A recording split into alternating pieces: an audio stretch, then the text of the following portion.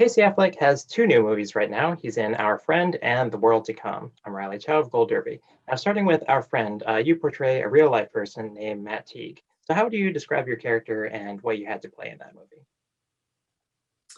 Well, Matt Teague was a dad and a husband and a journalist, and his story is true story. And he lost his wife to cancer, and he wrote an article about it in Esquire magazine. And that article was received pretty well by people. And Matt decided he wanted it to be made into a movie, and it was.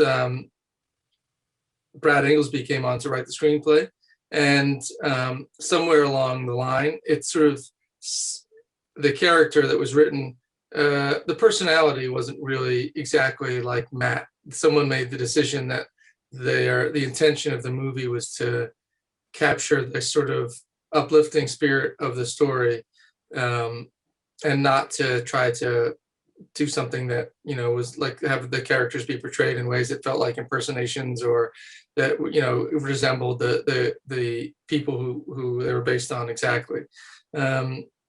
So I didn't get to know Matt until I showed up on set, and he was there, and he's a very nice guy, and but I didn't really base my performance on him.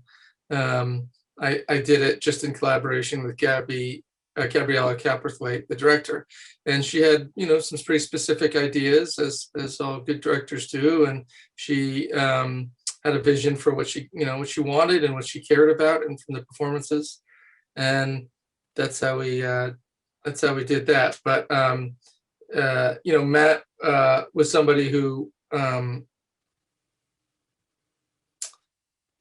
think that he cares a lot about sharing, about sort of being seen. I think he wrote the article because he wanted that experience to be seen. He wanted the movie to find a wider audience than the article and be seen. I think he puts, in the article, it was a very kind of warts and all depiction of his marriage and of his wife's struggle with cancer, and so he wanted that to be seen. I think that's the kind of thing that matters to Matt, and that was one of the things then that I sort of took on the responsibility of in playing him. I was watching a lot of other interviews that you've done for this film, and you did one with the Black Girl Nerds YouTube channel, and she was asking about how you crafted your on-screen chemistry with Jason Segal. And then, without like a hint of sarcasm or a twinkle in your eye, you talked about how he's got some years on you. He's about 50 years old. I'm wondering if that was a mistake on your part, or if you're intentionally adding about 10 years to his age. I was intentionally adding as many years as I could believably get away with onto his age, just to make fun. Maybe you didn't see the twinkle in my eye or the hint of sarcasm because I was too dry in my delivery, or maybe just because it was on Zoom. Yeah, I just like how it wasn't called out in the comments or anything. No. Jason is not 50. He's younger than I am. He looks it. He feels it. So I have to knock him down a peg sometimes so I can. All right, I'm going to jump over to The World to Come, which you'd been developing for many years. Then finally, you cast it and you get to shooting, and we have Portrait of Lady on Fire comes out. Then you're in post-production, and Ammonite with Kate Winslet comes out. And it seems like we have this whole subgenre of, kind of turn of the 19th century, mid-19th century lesbian period romance. So I'm wondering, what do you think as a producer, as an actor, when you kind of see this happening?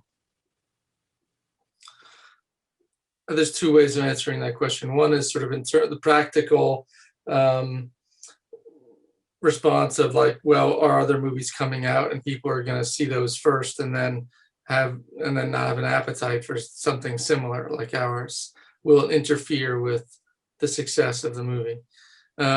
I mean, there's so many things that can interfere with the success of a movie, but none more so than the the how well the people making the movie make it.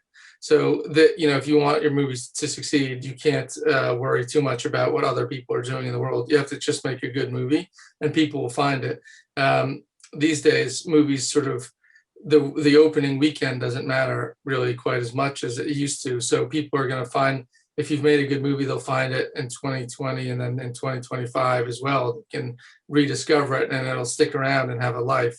The movies that I like, I just watch them over and over again. And I can't even tell you what year they opened or when they were, what else opened that year. I remember when Gus Van Sant was making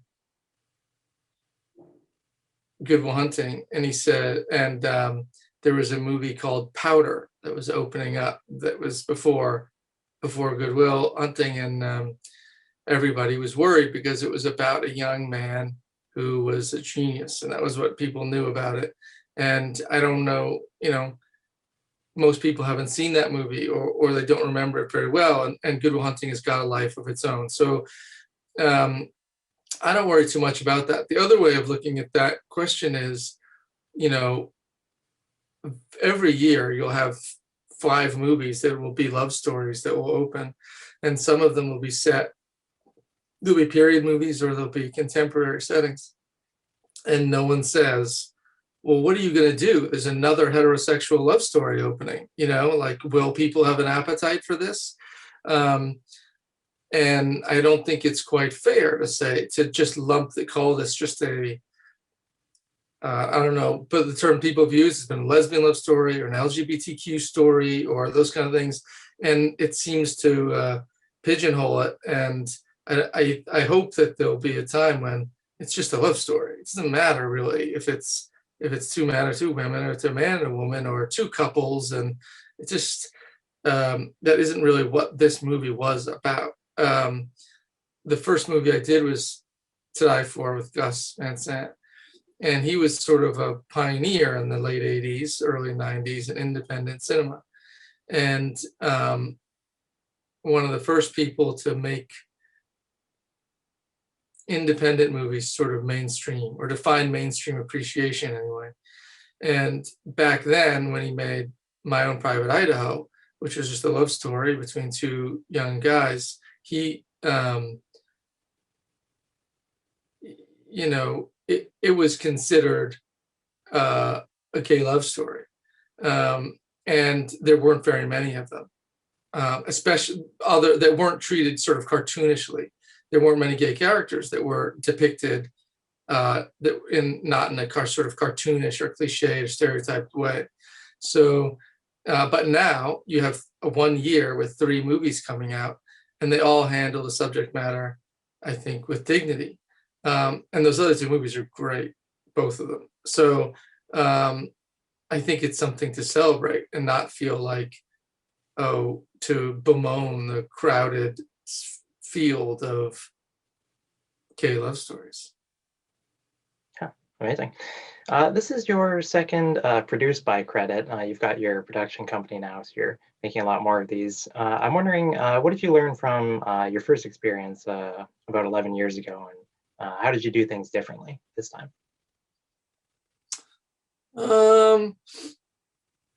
Well, I started this company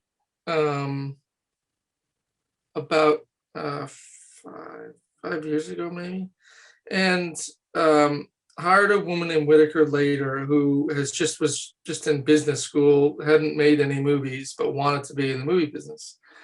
And instead of hiring people who had been to AFI or had come out of an agency and wanted to be in the movie business as sort of like producers in a sort of more traditional way, and our intention was to defy those sorts of conventions, to make movies in a way that has now of late become more feasible, which was that, like, for one thing, you can shoot a movie on your iPhone. And 10 years ago, you needed a gigantic operation, and now you don't. And that's simple and obvious, but it should change everything completely. and we wanted to look into, see if what we could do in that spirit. What kind of movies could we end up making? We didn't end up making anything on iPhones, and we still ended up developing, working with writers and developing scripts. And there's no other way to do it. You have an idea, you find a writer, or vice versa, and then you're off and running.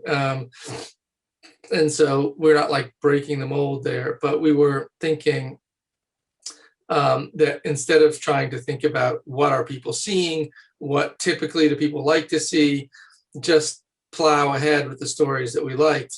I liked The World to Come, and I had been developing it for 8 years or so, 7 years or something. And so, and everyone said at the time, in 2015 or whatever, 2014, people were like, "Oh, you'll never get that movie made. It's too expensive. It's just about two women falling in love, and it's period. It's never going to happen." And we just kept pushing ahead, thinking, we can just make it on an iPhone if we have to. And then ultimately we ended up not having to do that. But that's the spirit of the company. And 11 years ago, that wasn't really an effort to make a production with any sense of actually being a boss or a producer or putting anything together. It was just having some handheld cameras at home and sort of going around and doing a kind of pranky Borat kind of movie. I love those Borat movies, don't get me wrong, but and so we were in way over our heads. And this time around, I made a more, I was also more careful to align myself with sort of who I was working with, and find people that I liked, I trusted, and I respected, and it turned out much, much better. Mona Fastful did a great job. Catherine and Vanessa obviously are incredible. It was Whitaker's first movie. She got to be on a set. She did a great job. We partnered up with Killer Films sort of at the last minute, because Christine Vachon has got such a long history with making these little movies and doing well. So I was more careful about the company that I was keeping. And I don't know, I guess those are all the things I've done differently. Yeah. A few years ago, you gave probably the most critically acclaimed performance in film of the decade. You won about 40 awards for Manchester by the Sea, which is basically more awards than anybody's ever won for any achievement in film. You went on to win an Oscar. At Golder, we're always very curious about the value of an Oscar. We like to think that it means the world, but it's often a springboard for people's career. For you, though, instead it had people kind of looking backward instead of forward to the point where you didn't attend the Oscars the next year. I'm wondering how you see the value of your Oscar and what it's done for your career. Yeah, it's a fair question, except that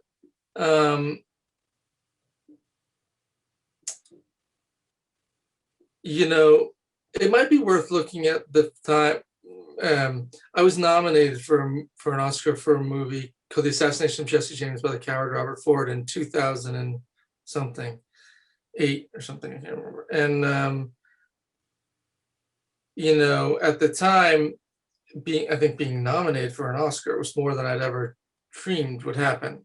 Truly, not even the kind of thing where most actors go to bed at night and every now and again they'll imagine themselves giving an acceptance speech. And I really didn't think that way. I hadn't really planned on being an actor.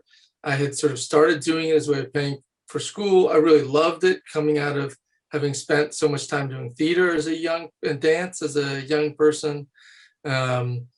But one year always just turned into the next, and I didn't really think this is where I'm going to be at 60, So I definitely didn't have ideas of like winning or being nominated for awards and things. When that happened, you would think that those things that you would describe would have happened too, but that didn't happen then either.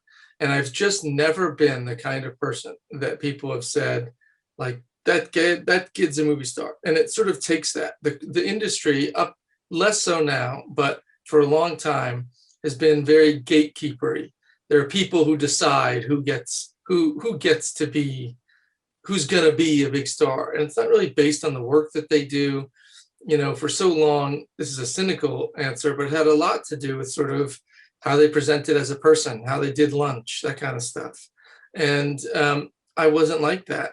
I didn't do lunch. And when I didn't do it very well. And I didn't sort of present as someone who, as a teen, like matinee idol or whatever, or as a, and so any success that I had was considered a sort of one-off or something. And back then it didn't have much of an impact. And as my friend Andrew Domick likes to say, I snatched defeat from the jaws of victory. And it was sort of like, instead of getting springboarded, as you say, into a long, some trajectory that goes high into the clouds of success, where, people tend to, I don't know, overwork, I don't know what, find themselves doing, just taking gigantic paychecks because that's what's suddenly is offered to them. It's more money they've ever made, and it's incredibly hard to turn down, especially if you have a family and stuff like that.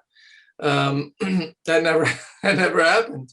So I sort of stayed where I was at, and I stayed doing sort of smaller movies. There are pitfalls there too. Those pitfalls are that, like, you work in independent movies. They're very often you're making the union minimums, and so that all the money can go into the budget, like on The World to Come. It probably cost me money to go over there, to be there, to do it all, more than I actually earned. So eventually you have to take a job just for a paycheck.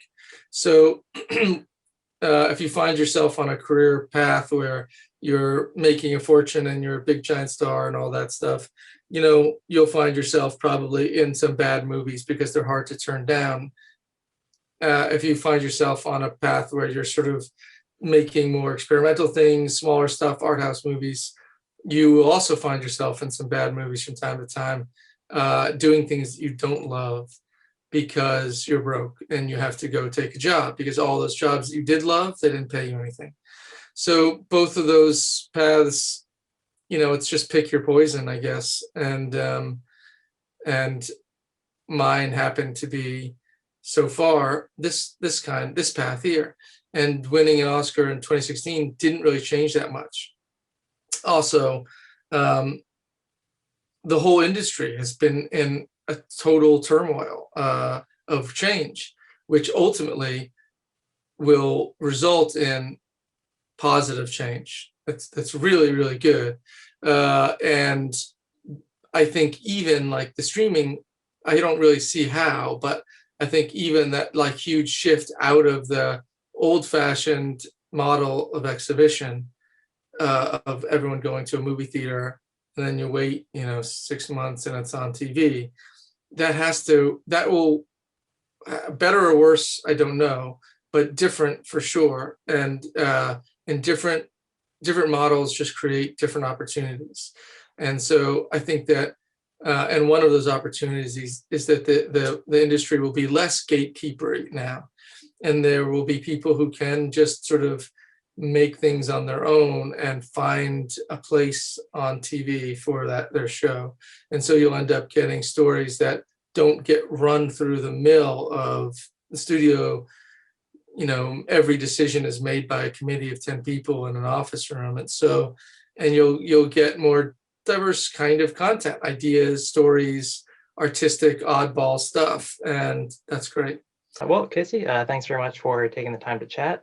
Keep up this very interesting work. And finally, I'll say I was rewatching Manchester by the Sea a few days ago, and I was very happy to see Gardein products in the freezer. Oh, yeah, and good eye. You spotted that.